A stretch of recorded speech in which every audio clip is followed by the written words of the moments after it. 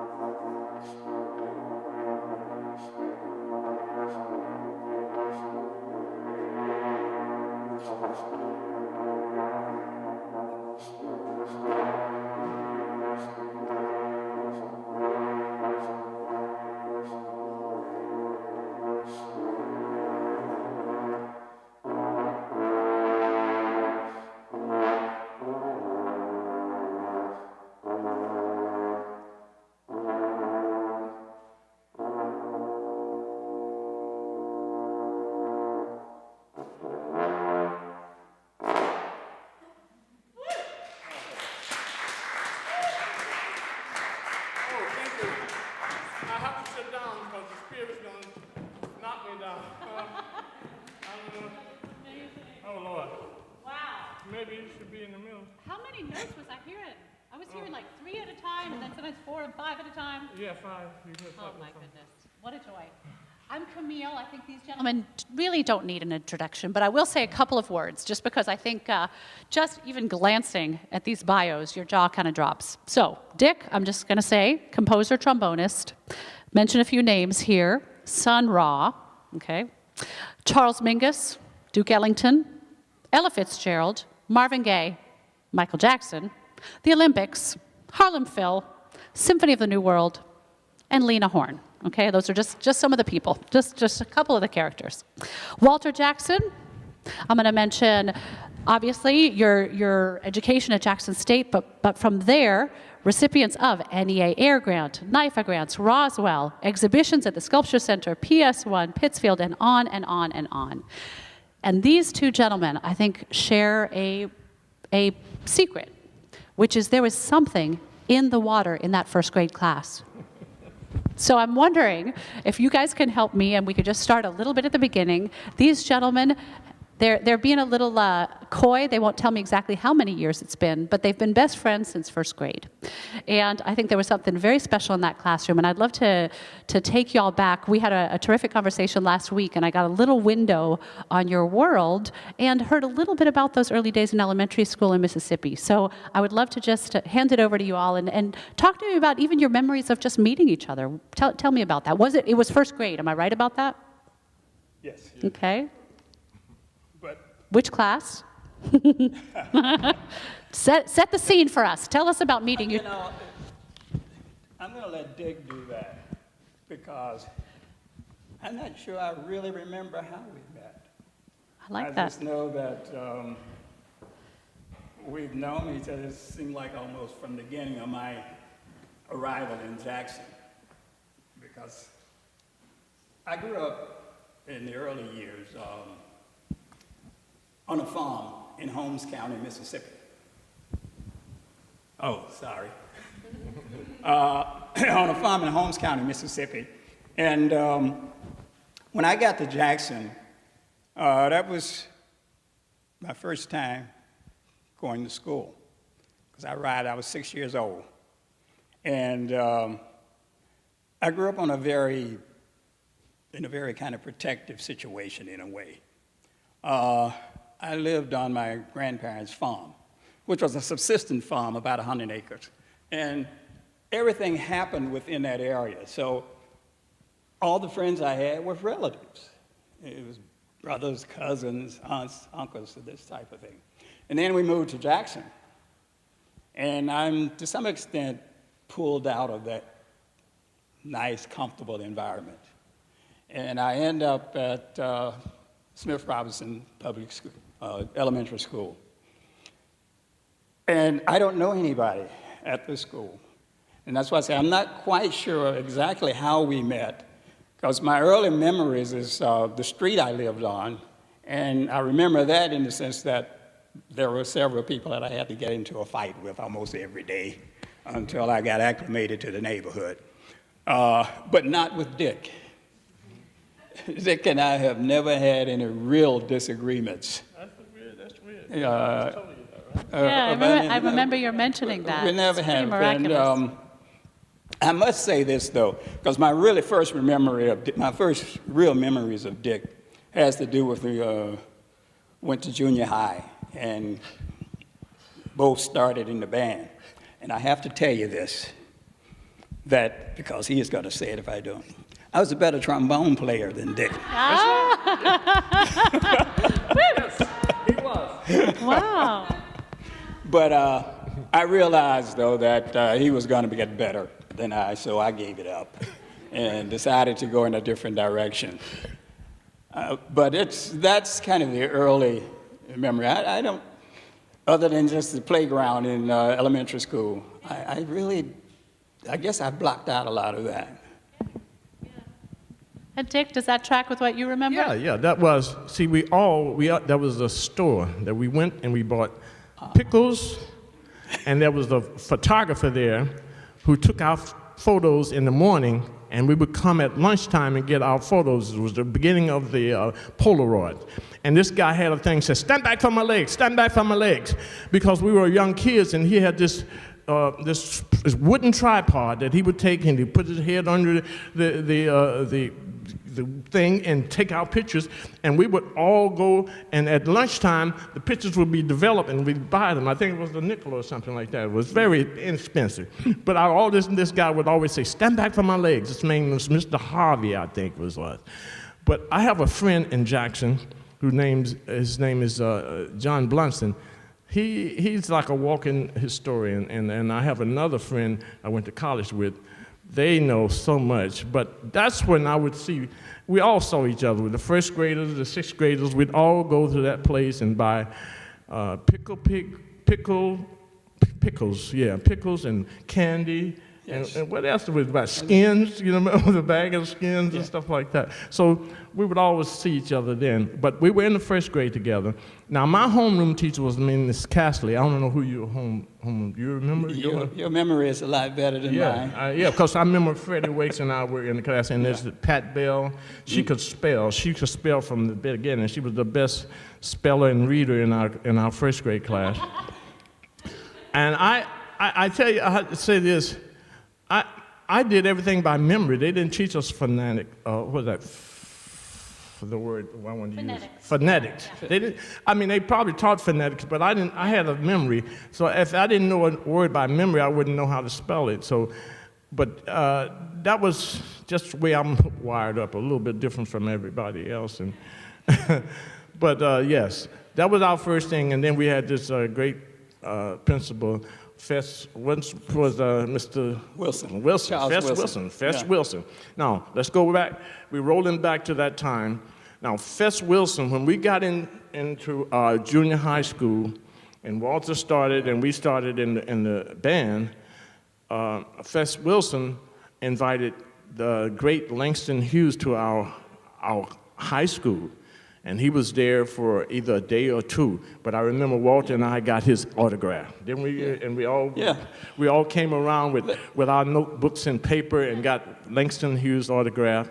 And that was 1954, I think.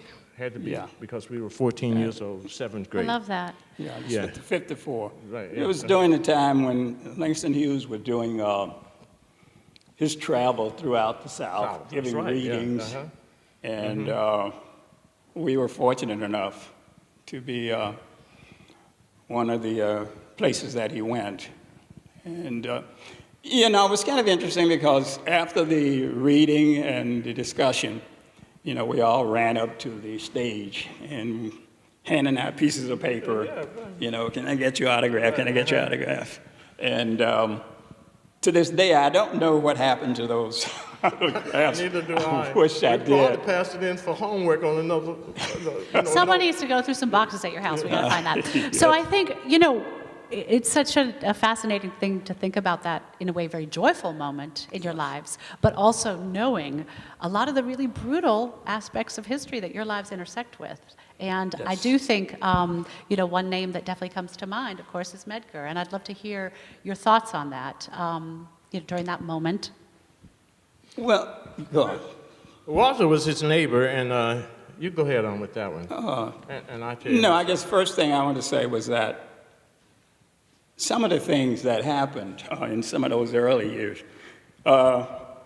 and just before I met Medgar, because at the time, I think I met him in about 56.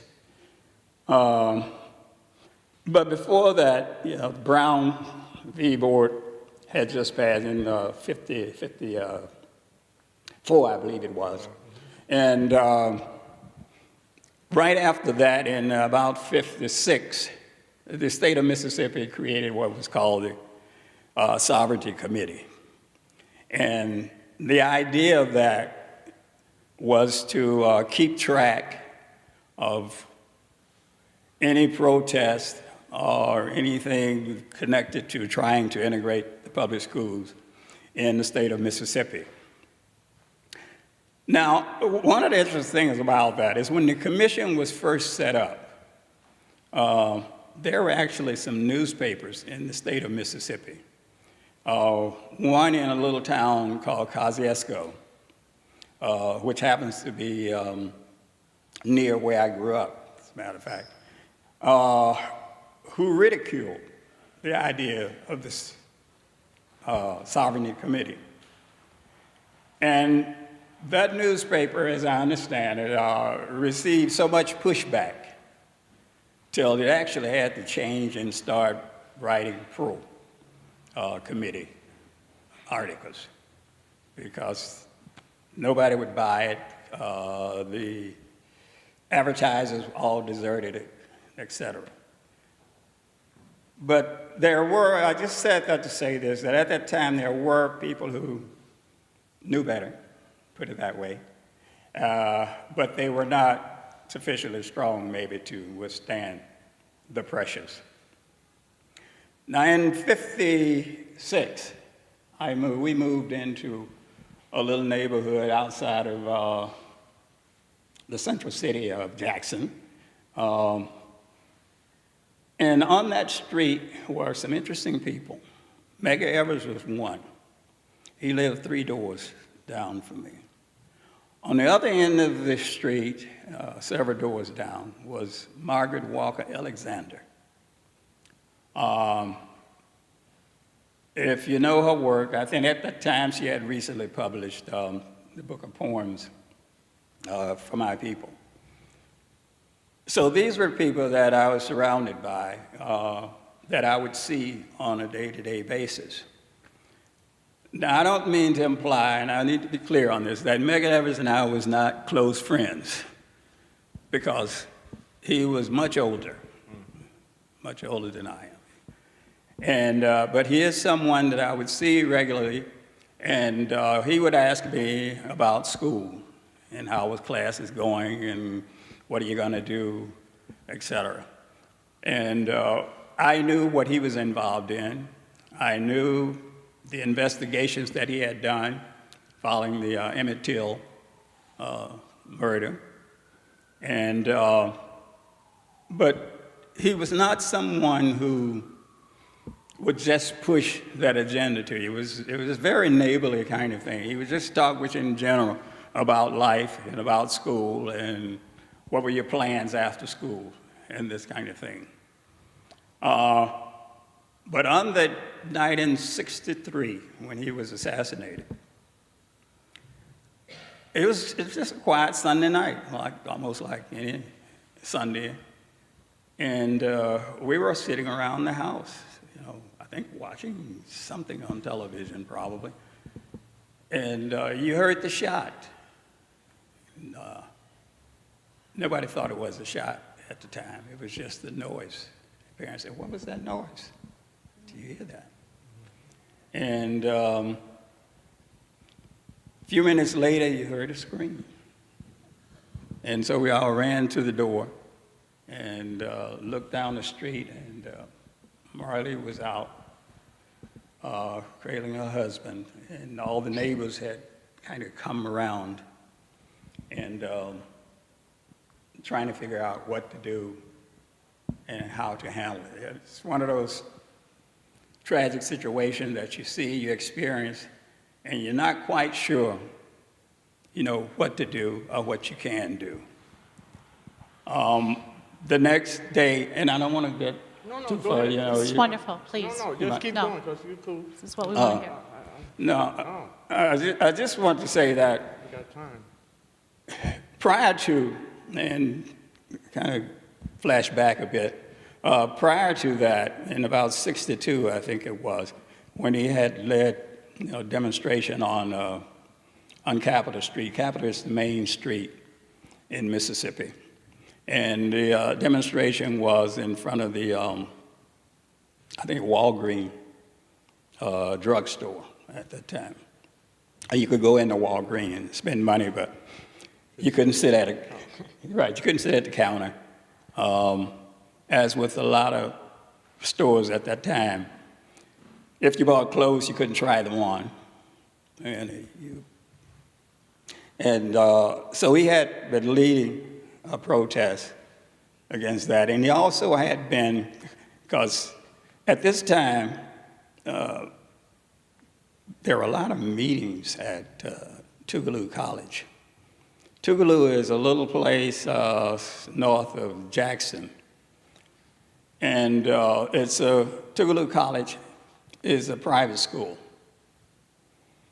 because we couldn't do any meetings at Jackson State. Jackson State is a public institution.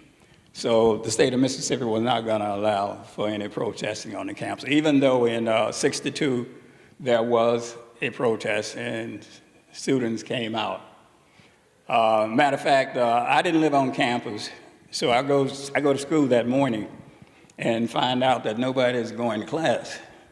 And it turned out that they had a meeting the night before, and the student council had decided, because they wanted to have some meetings and protests on the campus, but the president wasn't going to allow it, so they called a meeting and decided not to go to class that day.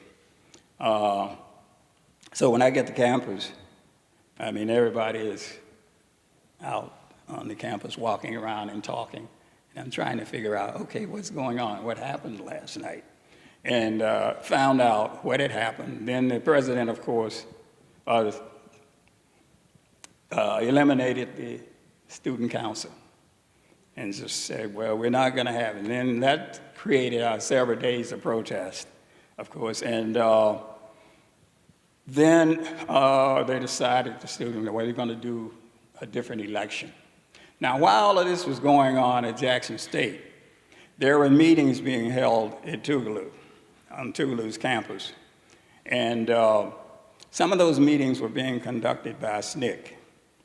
I had two friends who went to Tougaloo College. You didn't know them quite as well. And so I would go up with them to the meetings at Tougaloo. And it turns out, and this is kind of interesting because I kind of discovered this recently.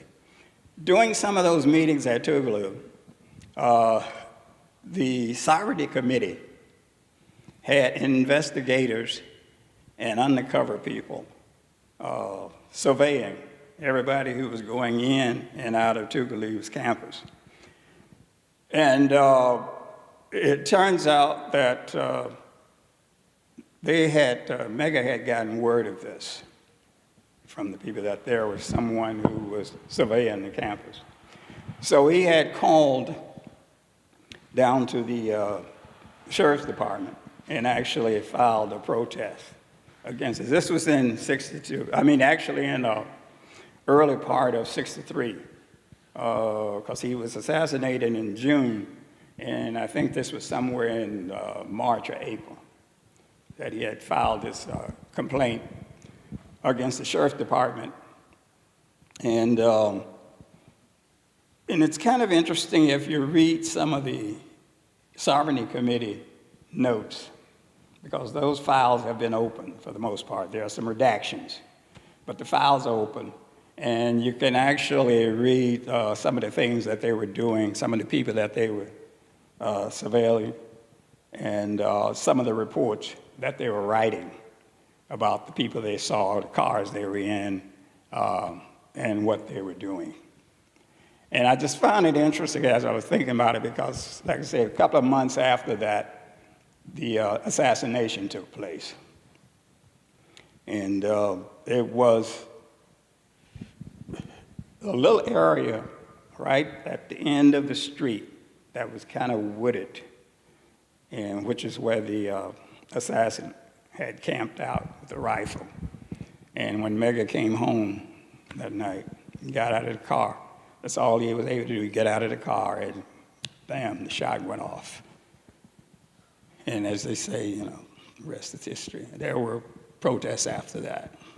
So this is the backdrop of your lives, and you are all of around 20 years old, and you're coming up, and I think anybody who speaks to either of you for more than 20 seconds, I think is struck by a lightness of spirit and a joy that you all bring to the world. Clearly, your creative practice has been huge. So I think what I would love to drill down on a little bit is you're at this key moment in your lives as you're becoming young men, and you're against this backdrop of such brutality that would, for so many people, I think, turn you on a destructive path. And it seems that you guys, without interruption, go on this path of creativity.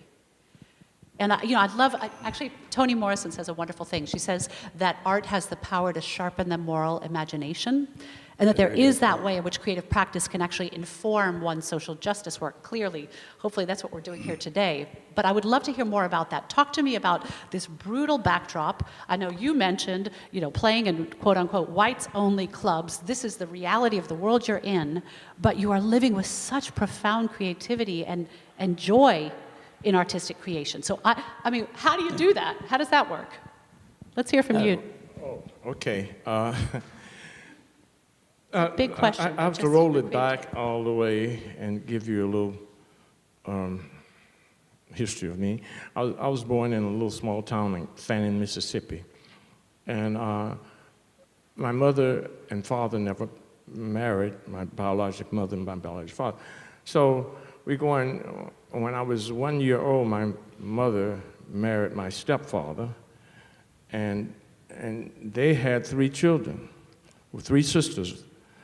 And we're talking, everything was good. I went to school at 1946. That was I was 6 years old, because we can keep the numbers thing. Right. We can get the numbers going. So from 1946, I went to school and discovered that my last name wasn't the same as my stepfather's last name, and my mother's name was Miss Obana. So I wanted my name. Everybody called Miss Obana, and I thought I was Obana, but my name was Griffin. And then I got my birth certificate, and that's when I discovered that my father was, different in everything, not from. And a year later, my stepfather got killed in a car accident, and my mother raised me and my 3 sisters as a single parent from the 40s up until her death, and never remarried. So we're talking 46, I started at school in Medgar. 47 was the year that my stepfather got killed in a car accident, but also was the year that Jackie Robinson integrated baseball. So we had a lot of historical things going, and those were the pros and cons. We used to lay in and listen on the radio to Joe Louis and all of these things, that positive things were happening. So we always had negative and positive, negative and positive. My mother was a domestic worker, and she never let us talk about people in the house. I never saw my sisters fight, and I never was going to fight them, So we had a lot of laughter, and she always taught us to love, biblically. She made me very aware of the 10 Commandments, and we lived by that. And we had a lot of joy and love and not hate. But we were human. We said, I want to get good. Nope, you don't do that in this house. We don't talk about that. You don't, and everybody, she mentioned this, everybody, white or black, are not good and bad. You have to know. So she taught us to not be like, just because you were white, no, you're not good. So she said that was good and bad. And she told me, and I live by that today, you read energy of people. Somebody walk up to you, they might not like you, they might not be of your race, they might be, but you can read that. So I've always been able to do that. As somebody came to New York, I never gave up. So we're going forward. So what happened, and this is briefly, I was going to be a thug. When I say a thug, I was doing negative things up until the 7th grade when I got in the band. I was hanging out with these guys that was not doing good things, and my mother was a domestic worker, so I had shot hooky, they called it doing something else now, but I was out of school for 10 days. When she came to school, and they told her, it's hard for me to tell this without tearing up, but when she came to school, she looked at me and said, how can you do this to me? And that was it. After that, I straightened up and I flew right from that day on. I got in the band. I wasn't ever late for school. I stayed after school, and then music was it. So then we were going forward to that was the 7th grade, I was 14.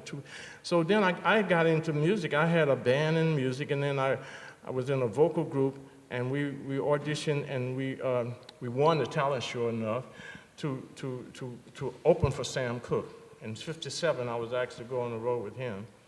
And then in 58, I graduated.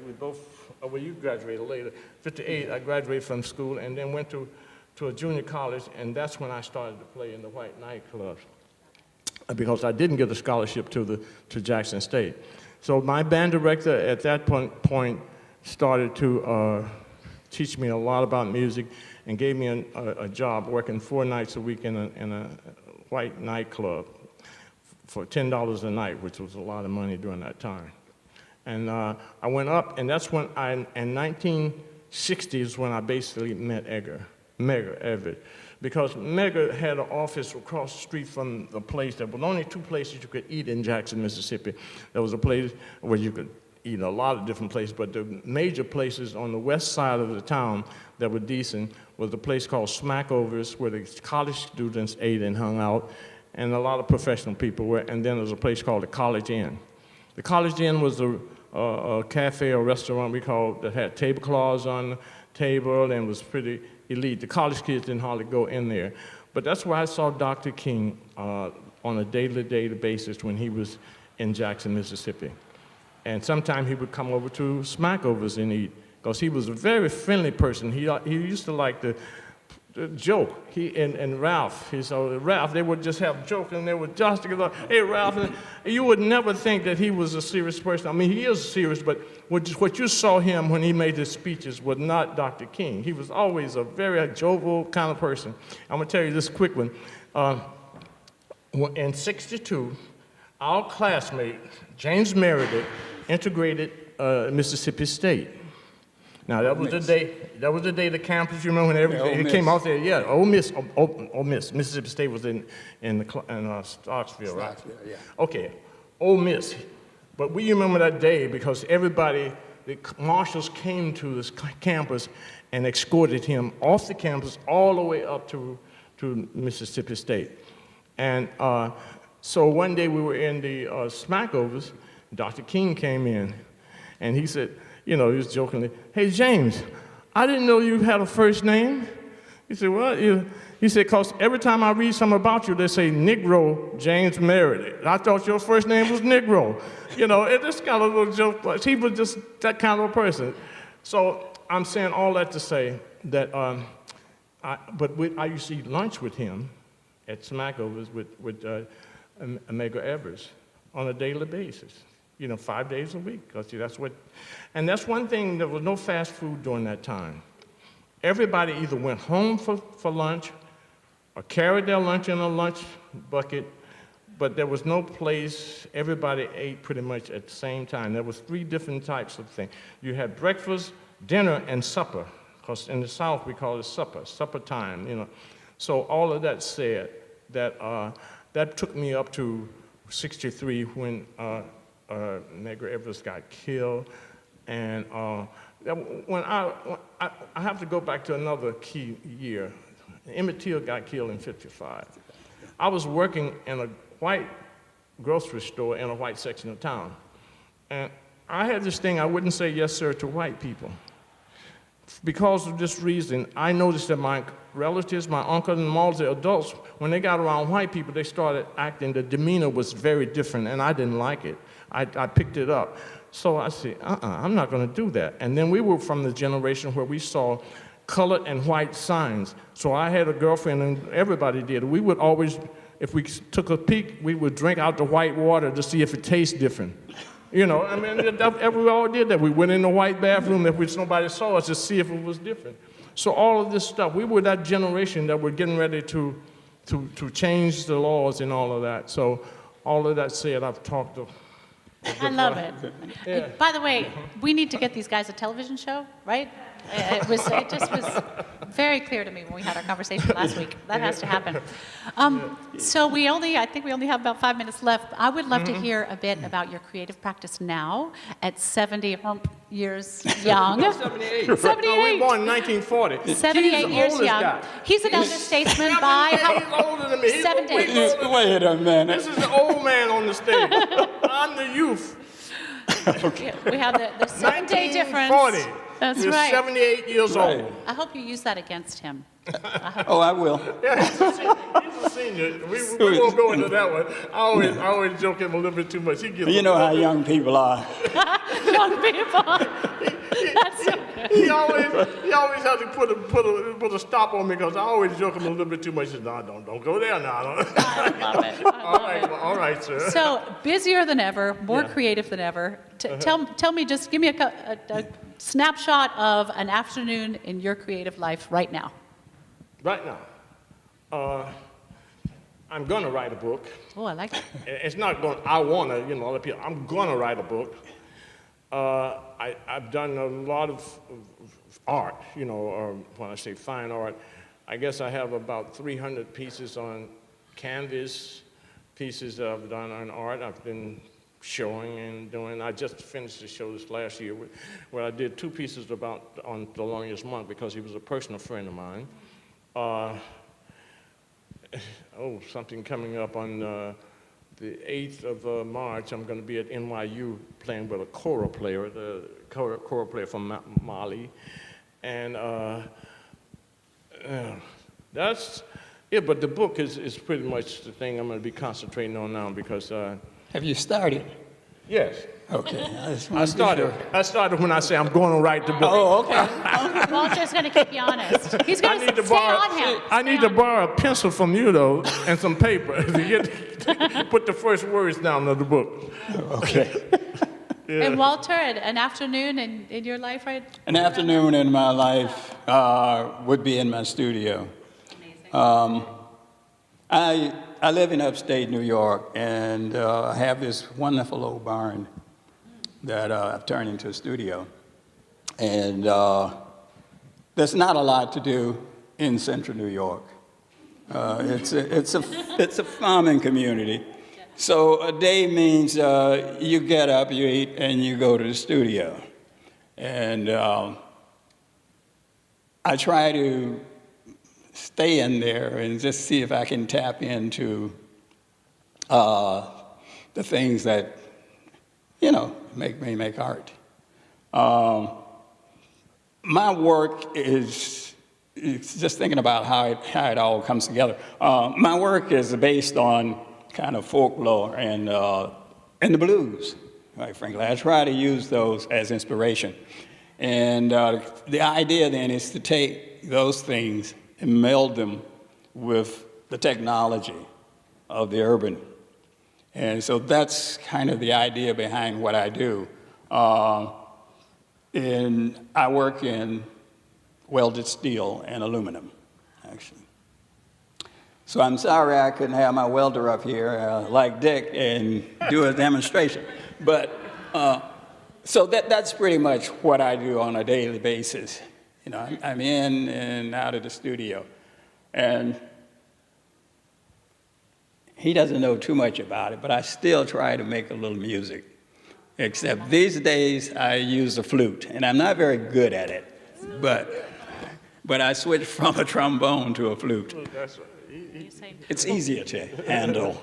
That's incredible. Well, I have to say, I think we're all so deeply moved by you two, your lives, your art, your example. I will share, I have the good fortune of working with my best friend every day in creative practice. We run Sing for Hope together. And just the way that you guys riff off of each other and support each other, and it's pretty miraculous. We can't say we've never argued, but the fact that you guys they've never argued in all of these years. And I think just the way that you guys communicate is such a profound art in itself. We don't argue, we just disagree sometimes. That's good. That's good. And they express that. And I joke at him all the time, and he said, "All right, that's enough. keep it down. I don't want to hear that no more." That is good. All right, but I like to joke and all the time. I'm always trying to make him laugh. That's amazing. So if you guys would indulge us, I think before we part here, just any words for sort of artists coming up right now. It's every historical moment is a funny moment. This is a very weird, tough moment in its way. And I think just thoughts that you have for the young artists in your lives. Yeah. Well, listen, we have a choice. There's a left, and there's a right, and there's a straight ahead. Okay? Now, let's take the left is hate and fighting and evil, and then the right is love, caring, support. Everybody could leave just doing a kind gesture every day for somebody. Give somebody a cup of coffee. I mean, out of the blue. I mean, it feels so good because I do it, and I'm not bragging about it. But we got to turn the clock, because the life is like this. It's like a wave. It goes up and down. Even the civil rights movement, there's been resistance, and then there's, force. So just be kind. Think about it. Leave here today just being kind to somebody. That's all I can say. No, I was just going to say, find the one thing that you love and pursue it relentlessly. In terms of things going up and down, relationships and things of this nature, I find that really, as I look back, the only thing that changed in life is technology. People tend to do basically the same thing they were doing, 70 years ago. The difference being, as younger people are the technology makes you more aware of what's going on in the bigger world, and it gives you more opportunities to focus in on things in maybe a better way, or a way that's more important to you. So find your love and pursue it. Beautiful. Gentlemen, thank you so much. What a joy. Thank you.